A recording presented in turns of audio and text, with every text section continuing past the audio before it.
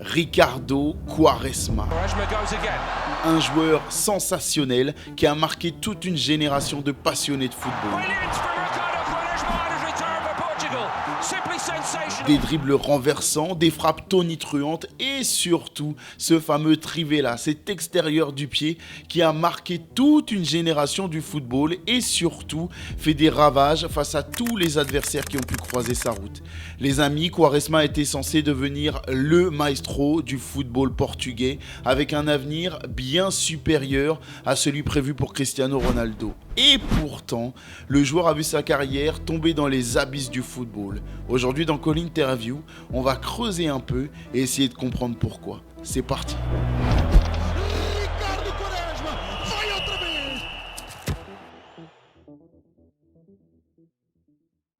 Ricardo Andrade Quaresma est né à Lisbonne le 26 septembre 1983. Et tout au long de sa carrière, il a eu une image de bad boy. C'est passé par son look, bien évidemment, avec des coiffures complètement folles ou même des tatouages sur tout son corps, dignes des prisons les plus dangereuses au monde, mais également par son tempérament assez difficile à gérer. C'est simple, on parle d'un joueur offensif qui, tout au long de sa carrière, a cumulé pas moins de 14 cartons rouges. C'est colossal et ça s'explique par des coups de sang sur le terrain, même des embrouilles proches d'en venir aux mains avec ses propres partenaires en plein match et même des engueulades assez difficiles à gérer avec ses entraîneurs. Tout ça, Quaresma, il en avait l'habitude. Mais pour comprendre ce tempérament, ce caractère si fort, il faut replonger dans l'enfance du joueur et là, vous allez le voir, tout s'explique assez facilement. Ricardo, il a grandi dans le quartier Berocastel Ventoso, un quartier très dur de la capitale portugaise, qui était également surnommé le supermarché des drogues. Oui, ça en dit long.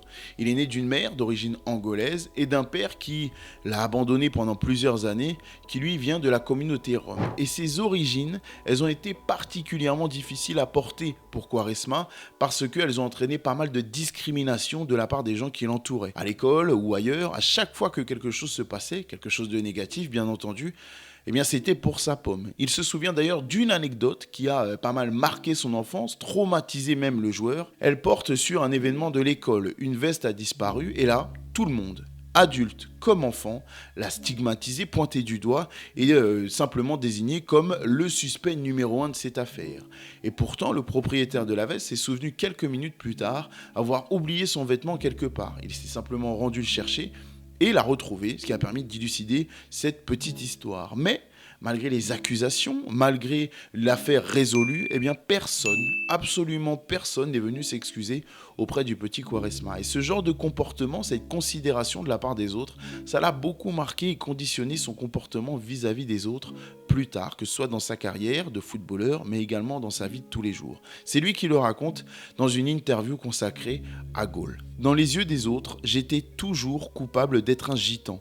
Ça me mettait en colère. Si j'ai cette force et cette personnalité, c'est parce que j'ai vécu beaucoup de choses difficiles. Quand on voit la carrière si riche de Quaresma, on aurait tendance à croire que, étant enfant, il était déjà passionné de football. D'autant que son grand-père était un ancien international portugais lui aussi. Mais en réalité, eh bien, c'est tout le contraire. Le joueur, à l'époque, ne jurait que par le hockey. C'était sa passion dans le sport et il ne jurait que par ça. Mais il s'est mis au football parce que son grand frère était un gardien de but et avait besoin d'un sparring partner, quelqu'un capable de l'aider à améliorer ses qualités sur sa ligne en réalisant des frappes chaque jour après l'école. S'il s'est mis à intégrer le centre de formation du Sporting Portugal, c'est également parce que son frère y évoluait déjà et que sa mère ne pouvait pas trouver le temps de l'emmener pratiquer un autre sport ou même du football dans un autre club à un autre coin de la ville. Alors, les éducateurs ont vu le talent de Quaresma doté d'une grande technique, d'une faculté à éliminer très facilement ses adversaires et ne pouvaient pas laisser passer un tel diamant brut qu'il fallait polir certes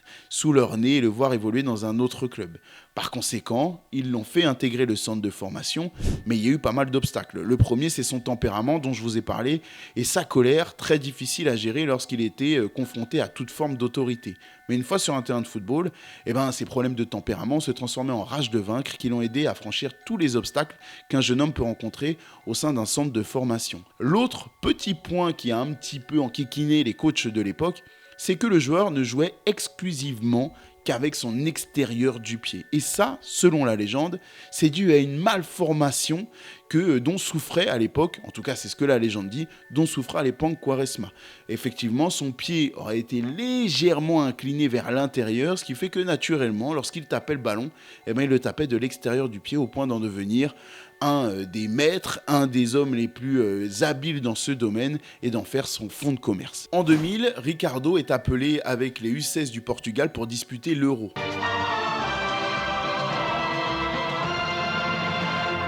Il va même d'ailleurs marquer en finale le but en or qui va permettre au Portugal d'être sacré et à lui d'être élu meilleur joueur de la compétition. Ça va lui permettre de signer son premier contrat pro avec le Sporting et même de disputer son premier match avec l'équipe première dès 2001. Sa première saison, elle est costaud quand même parce qu'il va disputer 36 matchs, dont 18 comme titulaire, marquer 5 buts et surtout jouer un rôle prépondérant dans le doublé réalisé par les Lions du Sporting, à savoir Coupe Championnat. Sur sa deuxième saison, il y a une grosse nouvelle qui est importante quand même, c'est que dans l'équipe, on accueille un autre talent prometteur de la génération, un joueur avec qui il a été formé, un certain Cristiano Ronaldo. Et on le verra, le destin des deux hommes, il est intimement lié quand même. Ils vont réaliser de très belles choses, mais pour la petite anecdote, il faut quand même savoir que c'était Ricardo Quaresma qui était vu comme le talent le plus prometteur et c'est à lui qu'on prêtait le plus beau destin entre les deux hommes. On connaît maintenant la vérité, avec quelques années de recul sur tout ça, et que le chemin des deux joueurs a été particulièrement différent. Mais tout de même, deux beaux trophées remportés avec la Seleção et de belles choses réalisées ensemble. C'est pour plus tard dans la vidéo. Pour le reste, en tout cas, cette deuxième saison, elle est marquée par la présence d'un troisième homme qui va permettre de former un trio offensif assez fou. C'est Mario Jardel. Et à eux trois, franchement, s'ils avaient eu droit aux réseaux sociaux qu'on a aujourd'hui, ils auraient littéralement cassé Internet. En tout cas, le FC Barcelone est suffisamment convaincu à l'issue de cette deuxième saison avec le Sporting pour mettre sur la table 6,4 millions d'euros et recruter Ricardo. C'est un tremplin particulièrement rapide, inespéré à un tel niveau de sa carrière que lui offre le Barça. Et ça y est, il s'envole, il devient un joueur international. Robert Fernandez, qui est un ancien directeur sportif du FC Barcelone, a déclaré un jour que s'il n'y avait pas eu Quaresma au Barça, ce serait Cristiano Ronaldo qui aurait pris sa place. Donc oui, vous avez bien compris, on aurait pu avoir Cristiano Ronaldo et Léo Messi dans la même équipe du FC Barcelone. Mais ça, faut pas l'imaginer parce que c'est pas comme ça que ça s'est passé. Ce qui s'est passé, c'est que Quaresma a signé et que malheureusement, il ne signe pas dans le meilleur Barça de l'histoire. Non, c'est pas celui de Pep Guardiola. Non, c'est celui qui vit une disette incroyable, historique de 6 ans sans le moindre trophée dont on a déjà parlé lors de la vidéo consacrée à Carles Puyol. Allez voir celle-ci. Et d'ailleurs, le recrutement de Quaresma, il se fait de manière plutôt négative parce que c'est Juan Laporta, président du club, qui va faire venir Quaresma de sa propre volonté. Et entre-temps, il y a Frank Rijkaard, le nouvel entraîneur qui arrive. Et on le sait bien dans le football, lorsqu'un entraîneur reçoit un joueur alors qu'il n'a pas forcément évoqué le souhait de le recruter, ça se passe rarement bien. Et ça va forcément être le cas pour Quaresma. Il ne va pas échapper à cette règle. D'autant que dans ce même mercato, dans cette même période, il y a l'arrivée d'un autre talent offensif qui est un pur diamant du football, Ronaldinho. Du coup, Quaresma va forcément évoluer dans l'ombre de celui-ci parce que c'est Ronaldinho qui a la confiance de Rijkaard, c'est Ronaldinho qui est venu à la volonté de Rijkaard et du coup, le numéro 20 du Barça ne se contente que des miettes. Il va disputer quand même 29 matchs sur la saison, mais seulement 14 comme titulaire. Et finalement, il n'y aura qu'un seul but et 2 passes décisives à son compteur. C'est trop peu pour être retenu et pour marquer l'histoire d'un club tel que le FC Barcelone. Et du coup, les choses se compliquent par la suite. Pendant l'Euro 2004, qui va être disputé sans lui du côté du Portugal, la faute à une blessure, Ricardo Quaresma va déclarer qu'il refuse de jouer pour le FC Barcelone tant que le Batave sera en poste au niveau des entraîneurs. Et malheureusement, cette guerre, ça se passe pas forcément bien pour lui. Il voulait que je joue d'une certaine manière et je l'ai fait. J'ai changé mon style pour lui plaire, mais les résultats étaient le même. J'étais soit sur le banc, soit en tribune. Donc j'ai décidé de jouer mon football et de partir en guerre contre lui. Je vous l'ai dit, Elle se passe pas forcément bien cette guerre pour Ricardo. D'ailleurs, il va être transféré dès 2004 après seulement une saison du côté du FC Porto. Et il y a un joueur qui va faire le chemin inverse, c'est Deco, parce que ce FC Porto-là a été sacré champion d'Europe.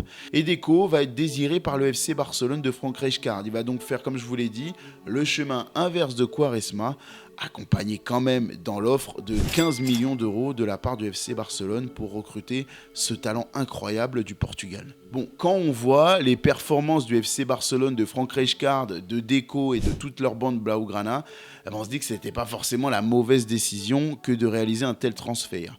Mais à Porto, pour Quaresma, c'est l'opportunité d'exprimer son talent et de surtout briller comme il l'entend. Parce que Quaresma, c'est un esprit sauvage. C'est quelqu'un qui a besoin de liberté, de ne pas être enchaîné dans un collectif et les obligations qui vont avec, comme c'était le cas du côté Blaugrana. Et d'ailleurs, son coach de l'époque le disait très bien, Quaresma, c'est un talent pur qu'il ne faut absolument pas limiter, sinon il devient un joueur quelconque. Je ne lui demanderai jamais de changer, sinon il deviendra un joueur moyen plutôt que de jouer comme le génie qu'il est.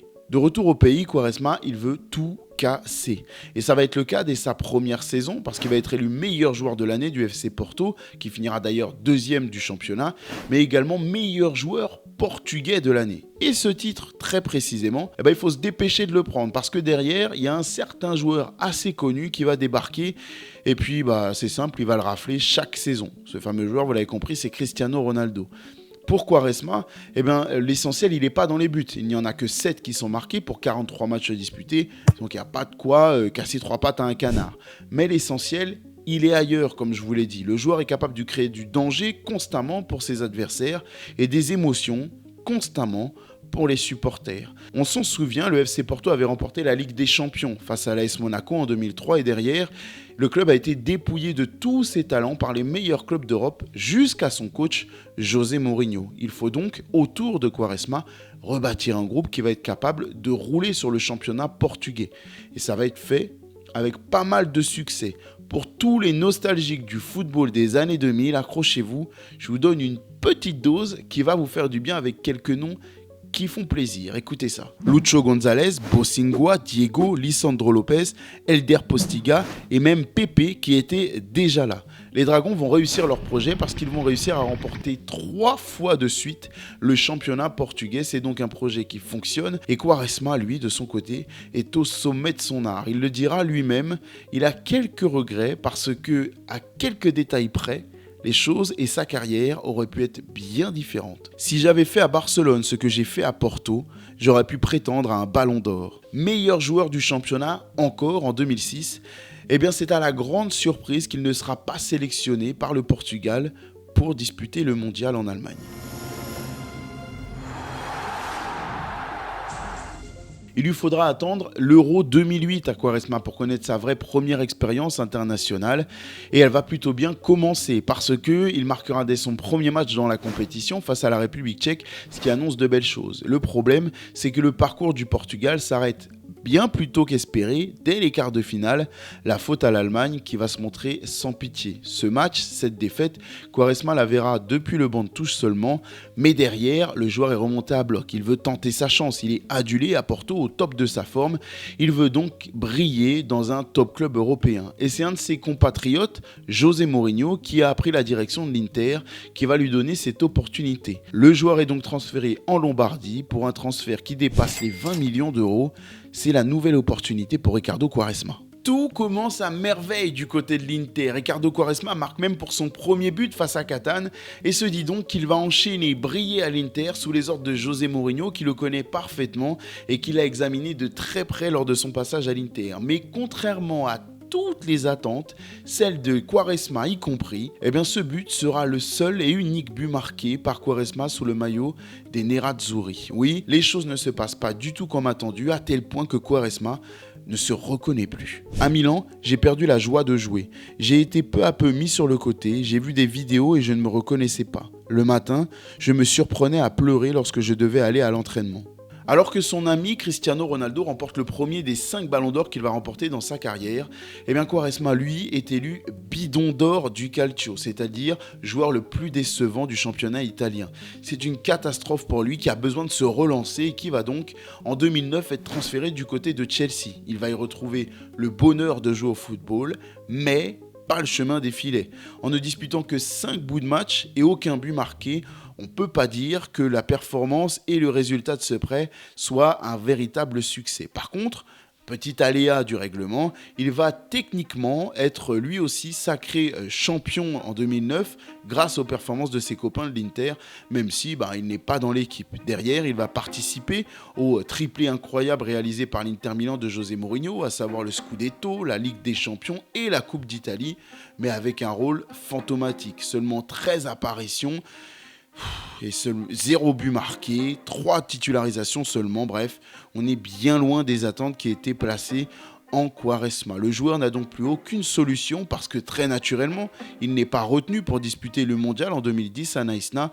Il faut partir, il faut se relancer et c'est ce qu'il va réussir à faire. La meilleure des choses qui soit arrivée est que le cauchemar s'est terminé.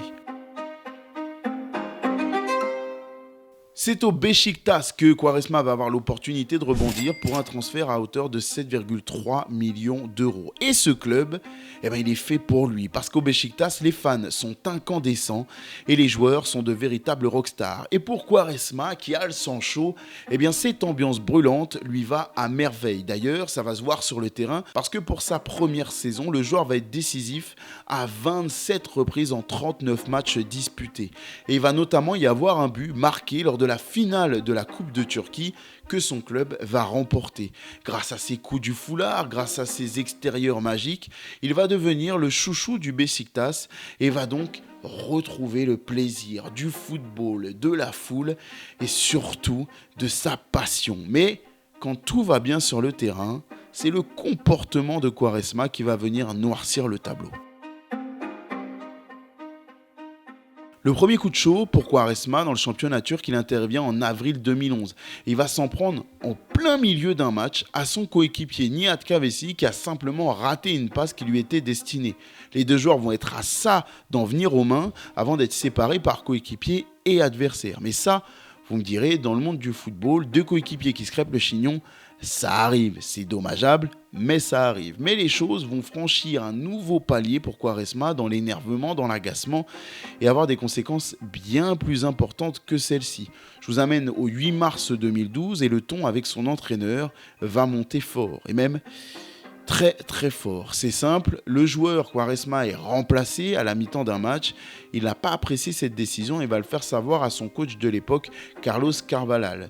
Le problème, c'est que pour lui faire comprendre, il va lui balancer des bouteilles d'eau au visage et il lui aurait dit « Je t'ai amené ici, si je n'étais pas là, tu ne serais pas là non plus. Tu ne peux pas me sortir du match parce que tu n'es rien. » Oui, je sais, amis français, ça rappelle de douloureux souvenirs, notamment du côté de Naïsna. Mais les conséquences pour Quaresma vont être terribles parce qu'il va être qualifié d'indésirable, mis de côté par son club et n'aura pas d'autre choix que de devoir plier bagage. En tout cas, c'est l'impression qu'on en a. En tout cas, malgré ce gros épisode et ce gros problème de comportement, les performances remarquées de Quaresma vont lui permettre d'être appelé pour disputer sa 2e grande compétition internationale, l'Euro 2012.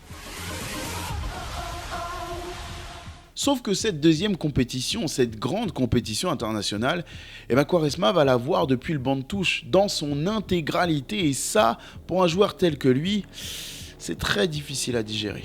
Cet Euro, c'est pour moi le pire de tous. Je n'ai pas eu une seule minute de temps de jeu. Pour moi, c'était une énorme désillusion. Je suis arrivé au milieu de la compétition et j'ai fait mes valises. Je voulais partir. J'ai senti que j'étais là-bas pour rien. Heureusement, Quaresma a pu compter sur l'intervention, les conseils et le soutien de son vieil ami du Sporting. À l'époque, j'en avais parlé avec Cristiano. Il m'a beaucoup parlé, m'a calmé parce qu'il était celui en qui j'avais le plus confiance pour parler de ce genre de choses. CR7 a empêché Ricardo de commettre l'irréparable et très certainement de ruiner toutes ses chances de participation à une nouvelle grande compétition internationale avec le Portugal. Et d'ailleurs, cette intervention de CR7, elle a changé l'histoire du Portugal très certainement, et on verra ça pendant l'Euro suivant. Pour son retour en club, il va devoir quitter Beşiktaş après sa brouille avec son entraîneur et son comportement jugé inacceptable. Il va donc prendre la direction de Dubaï, la direction d'Al Ahly et y disputer 10 matchs. Mais malgré tout le respect que je peux avoir pour ce championnat des Émirats Arabes Unis, c'est difficile pour un joueur de l'envergure de Quaresma de décrire son passage dans ce championnat comme étant l'apogée de sa carrière. Et d'ailleurs, pas mal de critiques, de doutes vont faire que Quaresma est jugé comme étant grillé pour le plus haut niveau et n'a plus rien sous le capot. Sauf que lui en avait décidé autrement. Et lors de son retour au FC Porto, il va mettre tout le monde d'accord. Souvent, quand les joueurs retournent chez leurs ex, ça se passe pas très bien. Mais il faut croire que Ricardo, c'est un peu l'exception qui confirme la règle. Pourquoi ? Parce qu'à son retour au pays, à Porto, les choses se sont plutôt bien passées pour lui. Il réalise 6 bons mois, de janvier jusqu'à la fin de la saison, qui sont très corrects, avec une implication sur 13 buts en 25 matchs disputés. On se dit donc que le joueur a bien fait de revenir et que contrairement à toutes les attentes, il en avait encore sous le capot. Sauf que ses performances vont pas lui permettre de choper le train qui va aller au mondial. La Seleção se passera lui et donc après 2006, après 2010, 2014 fait que notre ami Quaresma ne sera pas à la Coupe du Monde. Mais son nouvel objectif, c'est l'Euro 2016 en France. C'est le rendez-vous qu'il fixe. Et quel rendez-vous, messieurs, dames. En attendant, il va disputer sa 2e saison avec les Dragons et au cours de celle-ci, il va fermer beaucoup de bouches. À mon retour à Porto, tout le monde disait que j'étais fini et que je ne pouvais plus jouer comme avant, que je n'étais plus décisif entre autres. Je leur ai prouvé le contraire, je suis toujours là, capable de donner un plus au club ainsi qu'à ma sélection nationale. Je vous ai dit qu'il aimait retourner chez ses ex, il va le faire une nouvelle fois. Cette fois-ci, ce sera du côté de Beşiktaş à l'été 2015. Et pour son retour, le joueur est accueilli en grande star à l'aéroport. Énormément de fans qui sont complètement dingues à l'idée de revoir le prodige portugais de retour au club. Cet homme qui les a tant régalés et qui était parti dans des conditions particulièrement frustrantes. Encore plus de coups du foulard, encore plus d'extérieurs dont il a le secret, vont rendre complètement dingue une fois encore tous les fans du Beşiktaş et les performances du joueur vont aller dans le même sens. Il est impliqué sur 10 buts et passes décisives, ça lui permet de notamment offrir le Super League à son équipe et ça y est, Quaresma va bien être au rendez-vous pour l'Euro 2016. Et quel rendez-vous, messieurs, dames, parce qu'il va régaler et marquer l'histoire de la sélection portugaise. Et cette fois-ci, ce ne sera pas depuis le banc de touche. Ricardo va réussir le plus grand match de sa carrière sous le maillot de la Seleção dans un match de préparation qui va précéder l'Euro 2016. Face à l'Estonie et une victoire 7-0 du Portugal, le joueur va marquer 2 buts et offrir 3 passes décisives à ses coéquipiers. Décisif, il le sera également au cours de la compétition parce qu'il y a déjà ce match face à la Hongrie dans lequel il va offrir le but du 3-3 à son copain Cristiano Ronaldo, but qui va permettre au Portugal d'être dans les meilleurs troisièmes et donc de se qualifier pour la suite de la compétition. En 8e de finale, c'est lui qui va marquer et crucifier la Croatie avec un but de la tête à la 117e minute. Mais ce remplaçant de luxe va avoir une nouvelle opportunité de briller et elle viendra en finale de cet Euro. Son ami, son grand copain CR7 se blesse à la 25e minute au Stade de France face à la France et là c'est tout un pays, tout le Portugal qui voit une catastrophe se mettre en place sous ses yeux. Mais l'entrée de Quaresma se fait à ce moment-là. La suite, vous la connaissez. Il y a ce poteau Gignac, ce but d'Eder et le sacre du Portugal au bout du compte. Lui qui a été tant décrié, moqué, pointé du doigt, stigmatisé, discriminé, est enfin champion d'Europe pour l'éternité. Il a eu tendance à appuyer un peu plus fort que pour les autres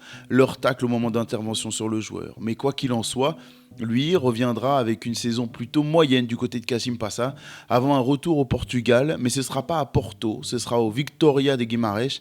Et là encore, on sent que le joueur montre des signes de fatigue, à tel point qu'en 2022, il va tirer sa révérence, se retirer du game et prendre sa retraite. Au final, Quaresma, dans le monde du football professionnel, montrera des chiffres plutôt honorables. 681 matchs disputés pour 112 buts marqués, 166 passes décisives. Mais surtout, son héritage, au-delà des chiffres, ce seront des dribbles incroyables, un extérieur du pied qui a fait sa magie et sa légende, et des buts hors du commun dont je vous parlais en début de vidéo. Alors oui, Quaresma, ce n'est pas le joueur qui a brillé parmi les plus grands clubs d'Europe, comme l'a pu le faire Cristiano Ronaldo, mais c'est un joueur qui a toujours mis en avant le jeu offensif, et comme il le disait en interview, a toujours préféré faire un dribble, tenter une frappe, plutôt qu'une simple passe en retrait. Et pour le plaisir du football, nous, les fans, eh ben, on doit le remercier. Dans cette vidéo, je voulais rendre hommage à un joueur qui n'a pas eu la carrière qu'il méritait, certainement au vu de son talent, mais qui a réussi à nous faire vibrer, que ce soit par Internet ou par les matchs qu'on a pu voir, et même à travers un euro qui nous a tous fait souffrir, nous Français. Les amis, j'espère que vous avez de beaux souvenirs de Quaresma à partager en commentaire de cette vidéo, que celle-ci vous a régalé, parce qu'on se retrouve très vite pour une nouvelle histoire à raconter dans Call Interview, parce que j'adore faire ça avec vous. Allez, ciao.